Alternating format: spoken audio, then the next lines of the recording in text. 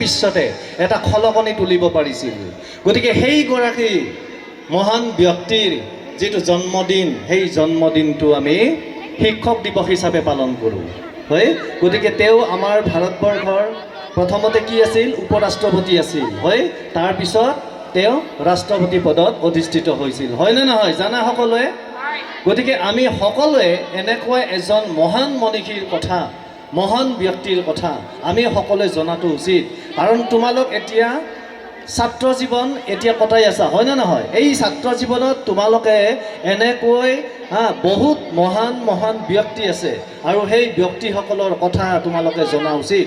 কাৰণ সেই ব্যক্তিসকলৰ যিখিনি অৰিহণা আমাৰ সমাজলৈ আগবঢ়াই থৈ গৈছে, সেই অৰিহণাখিনি আমি লোৱা উচিত, হয়নে নহয়, হয়।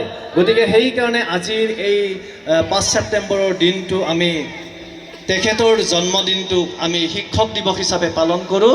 আৰু এই শিক্ষক শিক্ষয়িত্ৰীসকলক তোমালোকে প্ৰত্যেকটো দিনেই এজন শিক্ষক কি হ'ব পাৰে, তোমালোকৰ কাৰণে আদৰ্শ হ'ব পাৰে, হয়নে নহয়।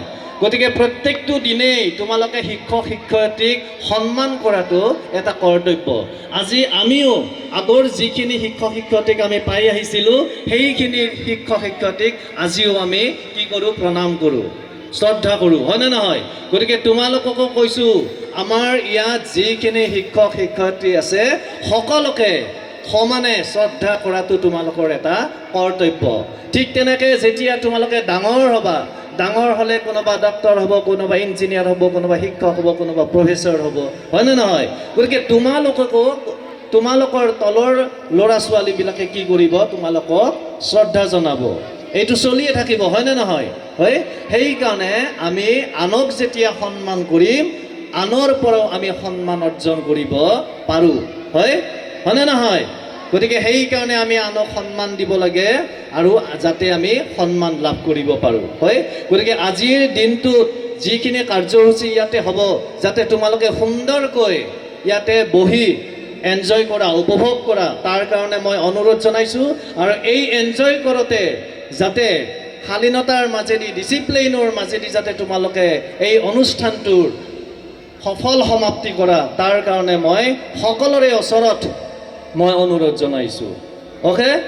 সকলোকে মই ধন্যবাদ জনাইছোঁ। আৰু আমাৰ এই পুৰণি জাতীয় বিদ্যালয়ৰ যিখিনি শিক্ষক শিক্ষয়িত্ৰী আছে, তেওঁলোককো মোৰ ফালৰ পৰা হৃদয়েৰে এই শিক্ষক দিনৰ দিনটোত তেওঁলোকক মই যথেষ্টখিনি শুভেচ্ছা যাচিছোঁ।